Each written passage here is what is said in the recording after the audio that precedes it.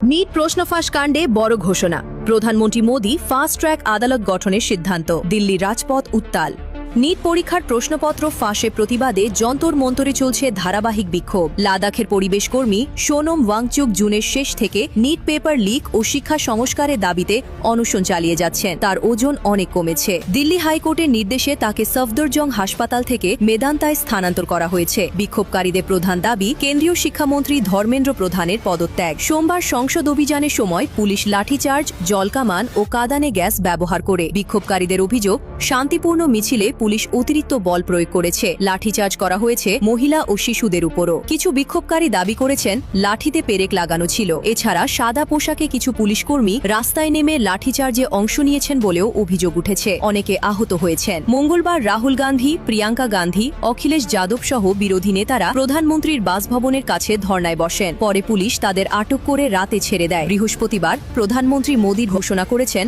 প্রশ্নফাঁস কাণ্ডের বিচারের জন্য ফাস্ট ট্র্যাক আদালত গঠন করা হবে এক্স পোস্টে তিনি লিখেছেন প্রশ্নফাঁসের ঘটনায় জড়িতদের বিরুদ্ধে দ্রুত পদক্ষেপ করা হবে তাদের কঠোর শাস্তি নিশ্চিত করা হবে সেই লক্ষ্যে ফাস্ট ট্র্যাক কোর্ট গঠনের সিদ্ধান্ত নিয়েছি সংশ্লিষ্ট কর্তৃপক্ষকে নির্দেশ দেওয়া হয়েছে সিজেপির তরফে প্রধানমন্ত্রী মোদির বক্তব্যকে পুনরায় পোস্ট করে লেখা হয়েছে শিক্ষামন্ত্রী ধর্মেন্দ্র প্রধানকে ইস্তফা দিতে হবে আন্দোলনকারীরা এখনও শিক্ষামন্ত্রীর পদত্যাগ সহ একাধিক দাবিতে অনড় অন্য দাবিগুলোর মধ্যে রয়েছে পুলিশের বিরুদ্ধে ব্যবস্থা এফআইআর প্রত্যাহার এবং সংসদে আলোচনা আন্দোলনের আজ পৌঁছেছে নিউ ইয়র্ক লন্ডন সহ বিদেশেও বর্তমানে যন্তর মন্তরে বিক্ষোভ চলছে সরকারের নতুন সিদ্ধান্তের পর আন্দোলন কোন দিকে যায় সেটাই এখন দেখার বিষয় সূত্র